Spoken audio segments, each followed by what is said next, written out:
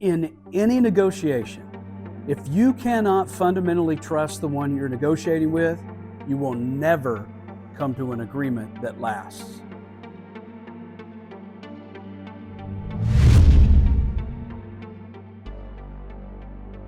With every negotiation, with every contract signing, or every covenant, it all comes down to one word: trust. Can you trust the one that you are getting into an agreement with? You know, Ronald Reagan was famous in his negotiations with the Russians over nuclear disarmament by saying these words: trust but verify. Good faith is one thing, but how do we know you will do what you say you will do? Part of verifying is looking at what your history says about your word. You know, we're in negotiations with Iran. Israel's in negotiations with Lebanon over Hezbollah. There are negotiations going on led by the United States involving the international community and Hamas. The media, university professors, and the UN would actually have the world believe that the U.S. and Israel are the bad actors in these negotiations, the one that you can't trust, that it is our word that cannot be trusted over the word of terrorist organizations and totalitarian regimes. The character of both the United States and Israel is constantly in question, and the actions of the other sides are ignored. You know, Israel's been willing to give up land for peace, only have the result be attack against its own people. Israel has taken on thousands of rockets and drones and missiles from its enemies, but calls off her own attacks against legitimate targets when the risk of civilian casualties is too high. Israel has been the first responder to the world, even while at war, and even to surrounding nations that refuse to acknowledge her right to exist. And Israel has trucked in nearly 2 million tons of food into Gaza since the ceasefire to counter the strong-arm tactics of Hamas. The United States, we have been the most benevolent nation in the world. We have worked to set other nations free of dictators, and we have freedoms that are unparalleled in history.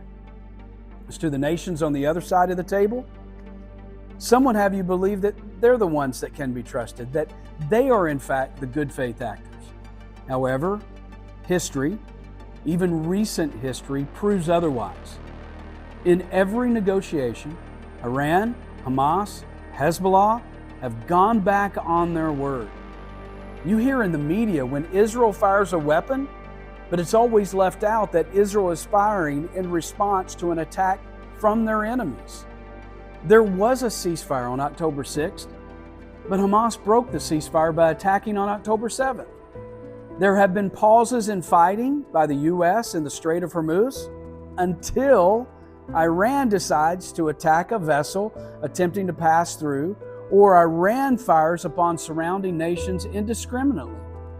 There is a reason it has been said in the Middle East, we cease, they fire. In fact, our president has even stated that the Iranians have been, quote, unbelievably duplicitous, end quote. That is the character of the other parties in the negotiation. Can Iran be trusted? What has their history shown? What has their word been in the past to let us know that we can trust their word in the present? On the one hand, they want the world to act as if their nuclear program is only for domestic energy purposes, yet have a spokesman who admits their nuclear weapon ambitions. In fact, their word has continually called for the death of the West, and they have worked towards that goal. Iran is not trying to hide who they are. Neither is Hamas, neither is Hezbollah. Add in the Houthis, the Palestinian Islamic Jihad, and even the new axis of Turkey, Pakistan, and the Saudis. To have good faith negotiations, we must be able to trust the other side is acting in good faith as well.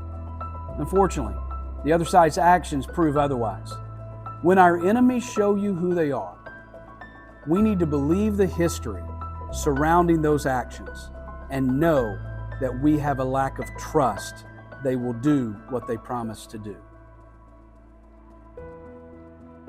Thanks for checking out this episode. Be sure to like and subscribe so you get a notification every time a new episode hits.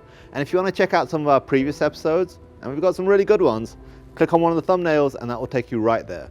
And finally, if you want to know more about CUFI and the work we do, go to cufi.org to check out all the resources we have available free to you.